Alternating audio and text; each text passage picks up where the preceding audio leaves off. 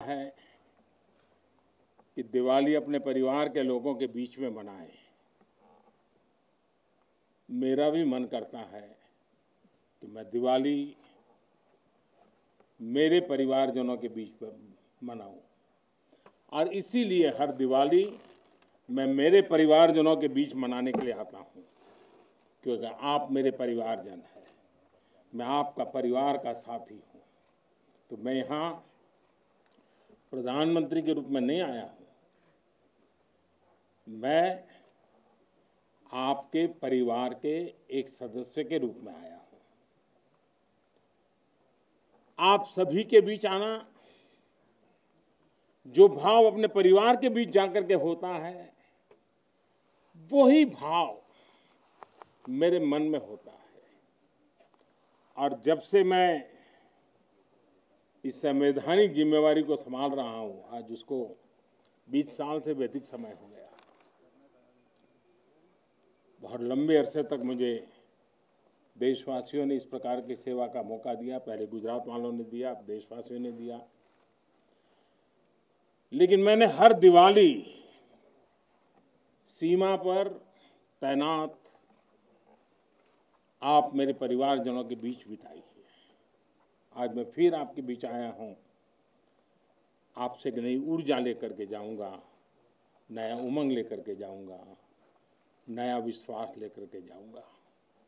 लेकिन मैं अकेला नहीं आया हूं, मैं मेरे साथ 130 करोड़ देशवासियों के आशीर्वाद आपको लेकर के आया हूं। ढेर सारा आशीर्वाद लेकर के आया हूं आपके लिए। आज शाम को दिवाली पर एक दिया आपकी वीरता को, आपके शौर्य को, आपके पराक्रम को, आपके त्याग और तपस्या के नाम पर, और जो लोग देश की रक्षा में जुटे हुए हैं, ऐसे आप सबके लिए हिंदुस्तान का हर नागरिक वो दिए की ज्योत के साथ आपको अनेक अनेक शुभकामनाएं भी देता रहेगा। और आज तो मुझे पक्का विश्वास है कि आप घर पर बात करेंगे, हो सका तो फोटो भी भेज देंगे, और मुझे पक्का विश्वास है आप कहेंगे हाँ यार इस बार तो दिवाली कुछ और थी, कहेंगे ना। देखिए आप रिलैक्स हो जाइए, आप कोई आपको देखते नहीं, आप चिंता मत कीजिए।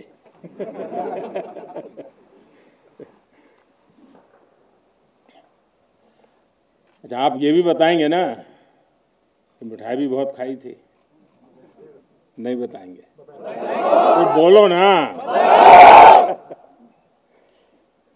साथियों,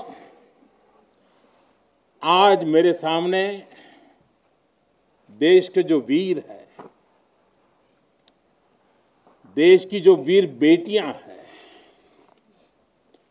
वो भारत मां की ऐसी सेवा कर रहे हैं जिसका सौभाग्य हर किसी को नहीं मिलता है।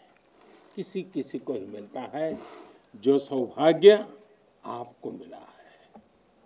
मैं देख रहा हूं, मैं महसूस कर रहा हूं, आपके चेहरे के उन मजबूत भावों को मैं देख रहा हूं। आप संकल्पों से भरे हुए हैं, और यही आपके संकल्प, यही आपकी पराक्रम की पराकाष्ठा करने की भावनाएं, चाहे हिमालय हो, रेगिस्तान हो, बर्फीली चोटियां हो, गहरे पानी हो, कहीं पर भी आप लोग मां भारती का एक जीता जागता सुरक्षा कवच है। आपके सीने में वो जज्बा है जो 130 करोड़ देशवासियों को भरोसा होता है, वो चैन की नींद सो सकते हैं। आपके सामर्थ्य से देश में शांति और सुरक्षा, एक निश्चिंतता होती है, एक विश्वास होता है। आपके पराक्रम की वजह से हमारे पर्वों में प्रकाश फैलता है, खुशियां भर जाती हैं, हमारे पर्वों में चार चांद लग जाते हैं। अभी दीपावली के बाद गोवर्धन पूजा, फिर भैया दूज और छठ पर्व भी बिल्कुल गिनती के दिनों में सामने आ रहा है। आपके साथ ही मैं सभी देशवासियों को नौशेरा की इस वीर वसुंधरा से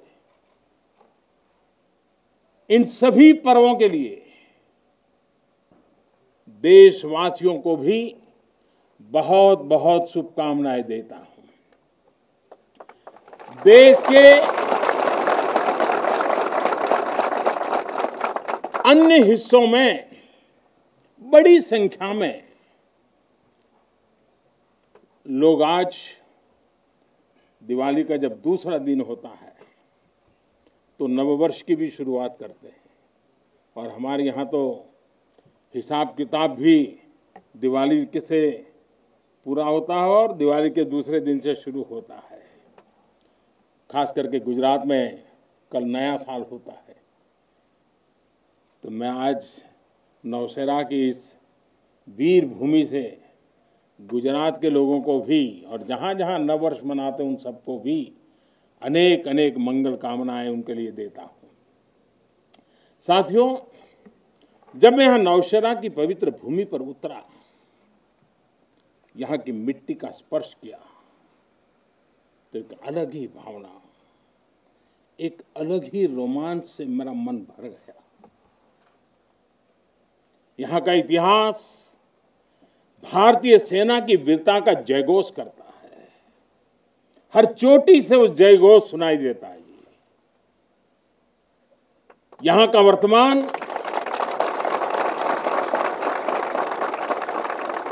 वर्तमान आप जैसे वीर जवानों की वीरता का जीता जागता उदाहरण है। वीरता का जिंदा सबूत मेरे सामने मौजूद है।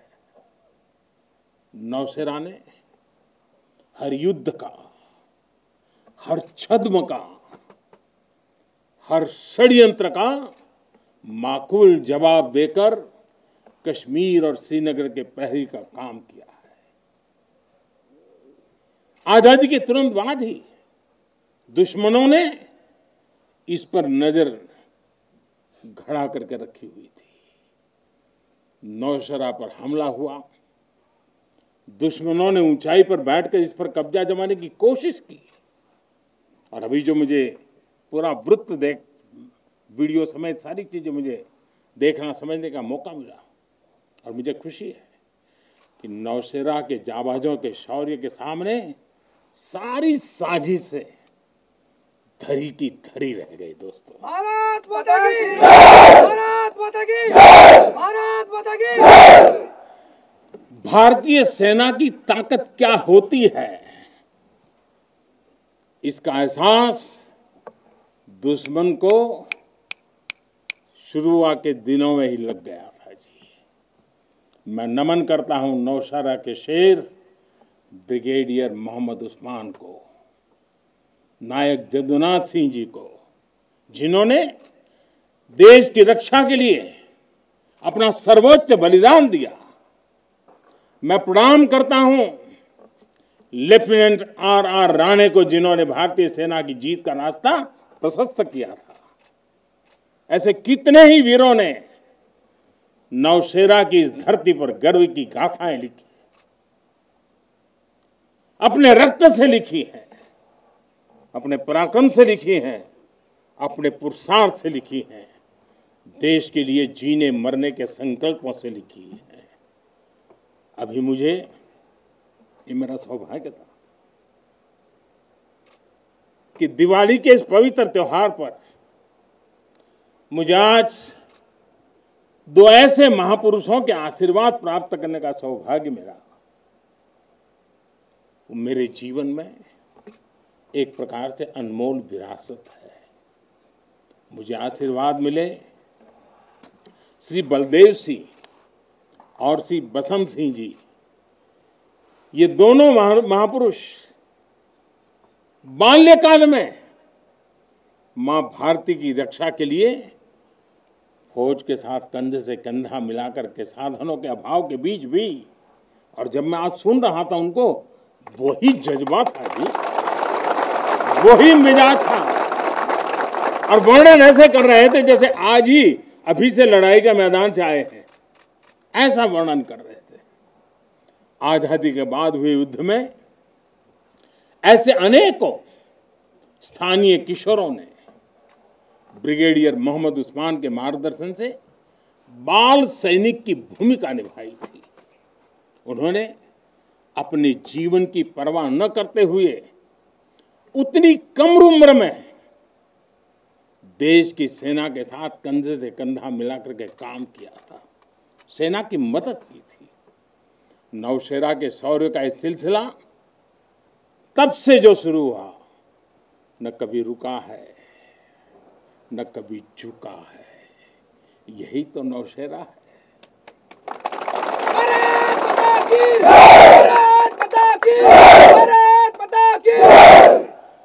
सर्जिकल स्ट्राइक में यहां की ब्रिगेड ने जो भूमिका निभाई, वो हर देशवासी को गौरव से भर देता है।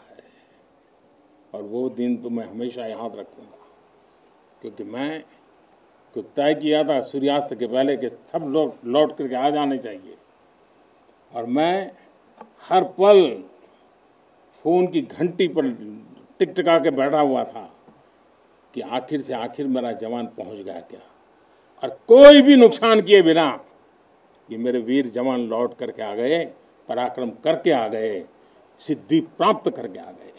भारत माता की जय, भारत माता की जय, भारत माता की जय। सर्जिकल स्ट्राइक के बाद यहां अशांति फैलाने के अनगिनत कुत्सित प्रयास हुए, आज भी होते हैं, लेकिन हर बार आतंकवाद को मुंह तोड़ जवाब मिलता है। असत्य और अन्याय के खिलाफ इस धरती में एक स्वाभाविक प्रेरणा है, माना जाता है, और मैं मानता हूं ये अपने आप में बड़ी प्रेरणा है। ऐसा माना जाता है कि पांडवों ने भी अज्ञातवास के दौरान अपना कुछ समय इसी क्षेत्र में व्यतीत किया था।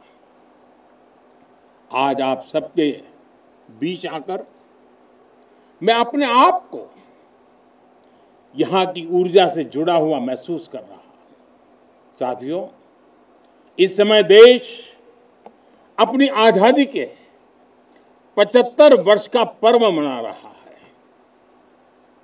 आजादी का अमृत महोत्सव गुलामी के लंबे कालखंड में असंख्य बलिदान देकर हमने ये आजादी हासिल की है। इस आजादी की रक्षा करने का दायित्व हम सभी हिंदुस्तानियों के सर पे है, हम सबकी जिम्मेवारी है। आजादी के अमृत काल में हमारे सामने नए लक्ष्य हैं, नए संकल्प हैं, नई चुनौतियां भी हैं। ऐसे महत्वपूर्ण कालखंड में आज का भारत अपनी शक्तियों को लेकर भी सजग है और अपने संसाधनों को लेकर भी। दुर्भाग्य से पहले हमारे देश में सेना से जुड़े संसाधनों के लिए ये मान लिया गया था कि हमें जो कुछ भी मिलेगा विदेशों से ही मिलेगा। हमें टेक्नोलॉजी के मामले में झुकना पड़ता था, ज्यादा पैसे खर्च करने पड़ते थे, नए हथियार नए उपकरण खरीदने होते थे तो प्रक्रिया सालों साल चलती रहती थी। यानी एक अफसर फाइल शुरू करें, वो रिटायर हो जाए, तब तक भी चीज नहीं पहुंचती थी। ऐसा ही कालखंड था। नतीजा ये कि जरूरत के समय हथियार फिर आपाधापी में खरीदे जाते थे। यहां तक कि स्पेयर पार्ट्स के लिए भी हम दूसरे देशों पर निर्भर रहते थे। साथियों, डिफेंस सेक्टर में आत्मनिर्भरता का संकल्प उन पुरानी स्थितियों को बदलने का एक सशक्त मार्ग है। देश के रक्षा खर्च के लिए जो बजट होता है, अब उसका करीब 65% देश के भीतर ही खरीदी पर खर्च हो रहा है। हमारे देश ये सब कर सकता है, करके दिखाया है। एक अभूतपूर्व कदम उठाते हुए अब भारत ने ये भी तय किया है कि 200 से ज्यादा साजो सामान और उपकरण अब देश के भीतर ही खरीदे जाएंगे। आत्मनिर्भर भारत का यही तो संकल्प है। अगले कुछ महीनों में इसमें और सामान जुड़ने वाले हैं। देश को आत्मनिर्भर बनाने वाली ये पॉजिटिव लिस्ट और लंबी हो जाएगी। इससे देश का डिफेंस सेक्टर मजबूत होगा, नए नए हथियारों उपकरणों के निर्माण के लिए निवेश बढ़ेगा। साथियों, आज हमारे देश के भीतर अर्जुन टैंक बन रहे हैं, तेजस जैसे अत्याधुनिक लाइट कॉम्पैक्ट एयरक्राफ्ट बन रहे हैं। अभी विजयादशमी के दिन 7 नई डिफेंस कंपनियों को भी राष्ट्र को समर्पित किया गया है। हमारी जो ऑर्डिनेंस फैक्ट्रीज थी वो अब स्पेशलाइज्ड सेक्टर में आधुनिक रक्षा उपकरण बनाएगी। आज हमारा प्राइवेट सेक्टर भी राष्ट्र रक्षा के संकल्प का सारथी बन रहा है। हमारे कई नए डिफेंस स्टार्टअप्स आज अपना परचम लहरा रहे हैं। हमारे नौजवान 20, 22, 25 साल के नौजवान क्या क्या चीजें लेकर के आ रहे हैं, गर्व होता है। साथियों, उत्तर प्रदेश और तमिलनाडु में बन रहे डिफेंस कॉरिडोर इस स्पीड को और तेज करने वाले हैं। ये सारे कदम जो आज हम उठा रहे हैं वो भारत के सामर्थ्य के साथ साथ डिफेंस एक्सपोर्टर के रूप में हमारी पहचान को भी सशक्त करने वाले हैं। साथियों, हमारे शास्त्रों में कहा गया है, को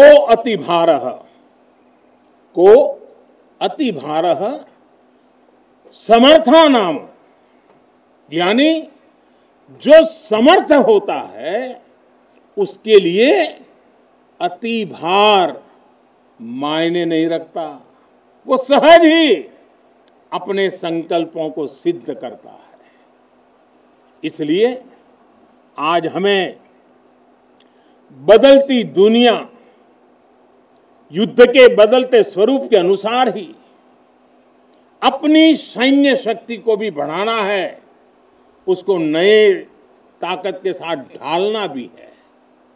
हमें अपनी तैयारियों को दुनिया में हो रहे इस तेज परिवर्तन के अनुकूल ही ढालना ही होगा।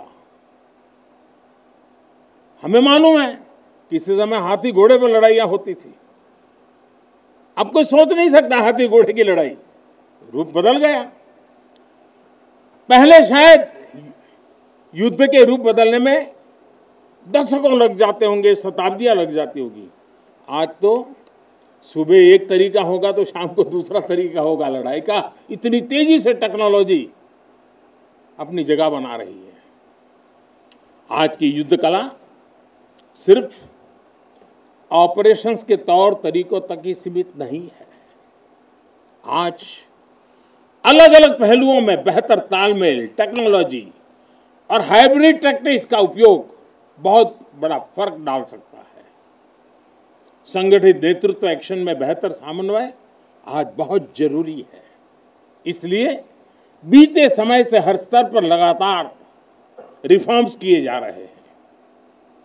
चीफ ऑफ डिफेंस स्टाफ की नियुक्ति हो या डिपार्टमेंट ऑफ मिलिट्री अफेयर्स का गठन, ये हमारी सैन्य शक्ति को बदलते समय के साथ कदम ताल करने में अहम रोल निभा रहे हैं। साथियों, आधुनिक बॉर्डर इंफ्रास्ट्रक्चर भी हमारी सैन्य ताकत को और मजबूत करने वाला है। सीमावर्ती इलाकों की कनेक्टिविटी को लेकर पहले कैसे काम होता था, ये आज देश के लोग, आप सभी भली भांति जानते हैं। अब आज लद्दाख से लेकर के अरुणाचल प्रदेश तक, जैसलमेर से लेकर के अंडमान निकोबार द्वीप तक, हमारे बॉर्डर एरियाज में, हमारे समुद्री तट पर जहां सामान्य कनेक्टिविटी भी नहीं होती थी, आज वहां आधुनिक रोड, बड़े बड़े टनल्स, पूल और ऑप्टिकल फाइबर जैसे नेटवर्क बिछाए जा रहे हैं। इससे हमारी डिप्लॉयमेंट कैपेबिलिटी में तो भूतपूर्व सुधार हुआ ही है। सैनिकों को भी अब बहुत अधिक सुविधा हो रही है। साथियों, नारी शक्ति को नए और समर्थ भारत की शक्ति बनाने का गंभीर प्रयास बीते 7 सालों में हर सेक्टर में किया जा रहा है। देश की रक्षा के क्षेत्र में भी भारत की बेटियों की भागीदारी अब नई बुलंदी की तरफ बढ़ रही है। नेवी और एयरफोर्स में अग्रिम मोर्चों पर तैनाती के बाद अब आर्मी में भी महिलाओं की भूमिका का विस्तार हो रहा है।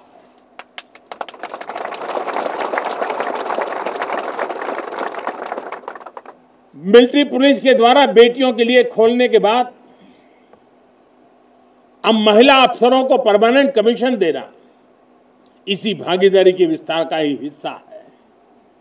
अब बेटियों के लिए नेशनल डिफेंस एकेडमी, राष्ट्रीय मिलिट्री स्कूल और राष्ट्रीय इंडियन मिलिट्री कॉलेज जैसे देश के प्रीमियर मिलिट्री संस्थानों के दरवाजे खोले जा रहे हैं। इसी वर्ष 15 अगस्त को मैंने लाल किले से ये भी घोषणा की थी कि अब देश भर के सभी सैनिक स्कूलों में बेटियों को भी पढ़ाई का अवसर मिलेगा। इस पर भी तेजी से काम शुरू हो गया है। साथियों, मुझे आप जैसे देश के रक्षकों की वर्दी में केवल अथाह सामर्थ्य के ही दर्शन नहीं होते। मैं जब आपको देखता हूं तो मुझे दर्शन होते हैं अटल सेवा भाव के, अडिग संकल्प शक्ति के और अतुलनीय संवेदनशीलता के। इसलिए भारत की सेना दुनिया की किसी भी दूसरी सेना से अलग है। उसकी एक अलग पहचान है। आप विश्व की शीर्ष सेनाओं की तरफ एक प्रोफेशनल फोर्स तो है ही, लेकिन आपके मानवीय मूल्य, आपके भारतीय संस्कार आपको औरों से अलग एक असाधारण व्यक्तित्व के धनी बनाते हैं। आपके लिए सेना में आना एक नौकरी नहीं है। पहली तारीख को तनख्वाह आएगा इसके लिए नहीं आए हैं आप लोग। आपके लिए सेना में आना एक साधना है, साधना। जैसे कभी ऋषि मुनि साधना करते थे ना, मैं आपके हर एक के भीतर वो साधक का रूप देख रहा हूं। और आप मां भारती की साधना कर रहे हैं। आप जीवन को उस ऊंचाई पर ले जा रहे हैं कि जिसमें 130 करोड़ देशवासियों की जिंदगी जैसे आपके भीतर समाहित हो जाती है। ये साधना का मार्ग है। और हम तो भगवान राम में अपने सर्वोच्च आदर्श खोजने वाले लोग हैं। लंका विजय करने के बाद भगवान राम जब अयोध्या लौटे थे तो यही उद्घोष करके लौटे थे, अपि स्वर्णमयी लंका न मे लक्ष्मण रोचते, जननी जन्मभूमिश्च स्वर्गादपि गरीयसी। यानी सोने और समृद्धि से भरपूर लंका को हमने जीता जरूर है, लेकिन हमारी ये लड़ाई हमारे सिद्धांत और मानवता की रक्षा के लिए थी। हमारे लिए तो हमारी जन्मभूमि हमारी है, हमें वहीं लौटकर उसी के लिए जीना है। भारत माता की जय, भारत माता की जय, भारत माता की जय। और इसलिए जब प्रभु राम लौटकर आए तो पूरी अयोध्या ने उनका स्वागत एक मां के रूप में किया। अयोध्या के हर नर नारी ने, यहाँ तक कि पूरे भारतवर्ष ने दिवाली का आयोजन कर दिया। यही भाव हमें औरों से अलग बनाता है। हमारी यही उदात्त भावना हमें मानवीय मूल्यों के उस अमर शिखर पर विराजमान करती है जो समय के कोलाहल में, सभ्यताओं के हलचल में भी अड़िग रहती है।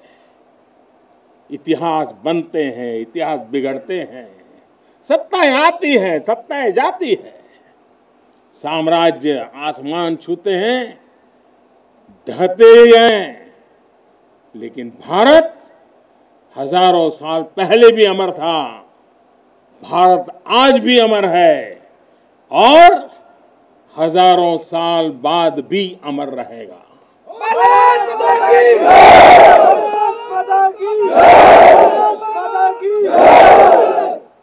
हम राष्ट्र को शासन, सत्ता और साम्राज्य के रूप में नहीं देखते। हमारे लिए तो ये साक्षात जीवंत आत्मा है। इसकी रक्षा हमारे लिए केवल भौगोलिक रेखाओं की रक्षा भर नहीं है। हमारे लिए राष्ट्र रक्षा का अर्थ है इस राष्ट्रीय जीवंतता की रक्षा, राष्ट्रीय एकता की रक्षा और राष्ट्रीय अखंडता की रक्षा। इसलिए हमारी सेनाओं में आकाश छूता शौर्य है तो उनके दिलों में मानवता और करुणा का सागर भी है।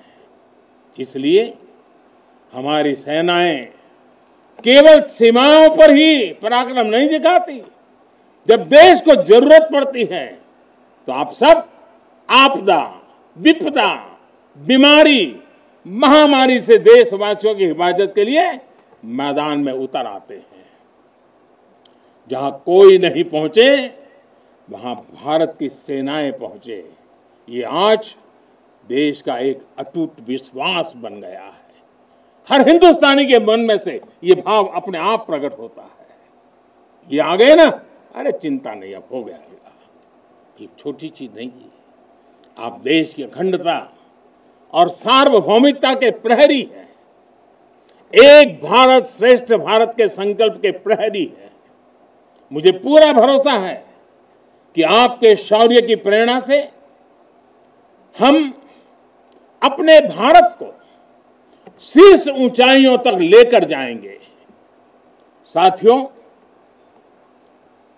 दीपावली की आपको भी शुभकामना है, आपके परिवारजनों को शुभकामना है और आप जैसे वीर बेटे बेटियों को जन्म देने वाली उन माताओं को भी मेरे प्रणाम है।